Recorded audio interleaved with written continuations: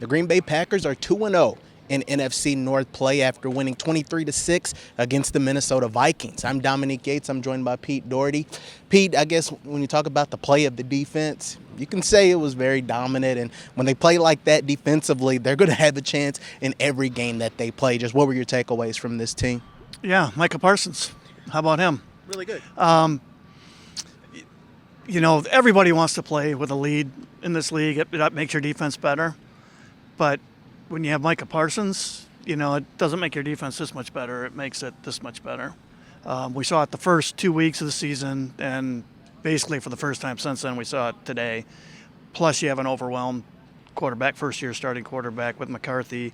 I don't know how you don't game plan. You always want to score. You always want to get ahead. But like Parsons just kept talking. Everybody, I think they were just so tired of everybody running the ball on them.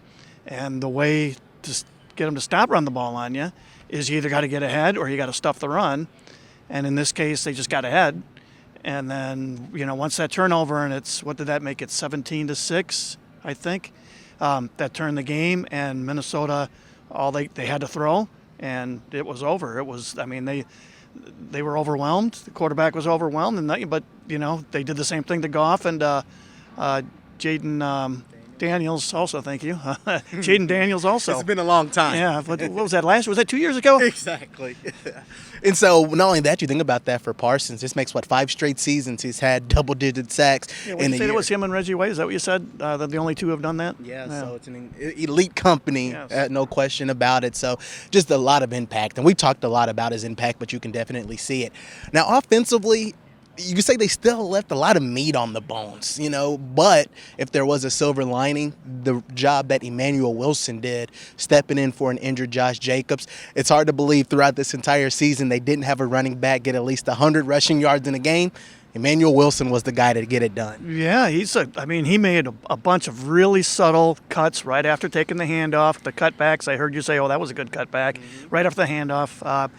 He did that a bunch. That's a very good running back. This is a guy who, if they don't have Josh Jacobs, they're okay. They're fine, So that's big. That's really big for them. Matt LaFleur did say that as the game went on, he started taking the air out of the ball. So all those runs, where everybody's going, I kept thinking, they'd run it on first down. They run it on first down, pick up 8, get a first down. Run on first down, pick up 7, get a first down. I'm thinking, all right, this is the perfect time for a boot.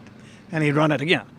But he's basically said as the game went on, he just switched gears and said, these guys are having a terrible time scoring against us.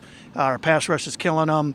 He didn't say this word for word, but basically he said they took the air out of the ball because their defense was dominating them. That makes sense. So it definitely does say a lot when watching this game. But I guess at the end of the day, you were able to get a win.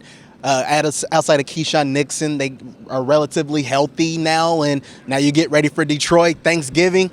Hey, you can't get much better right now, but more than anything, taking care of this game, I guess you can kind of relax a little bit in the sense of not feeling so much pressure when you have to go to Detroit. Would you say that? Yeah, it gives you a little wiggle room, but huge game. It's on Detroit's turf.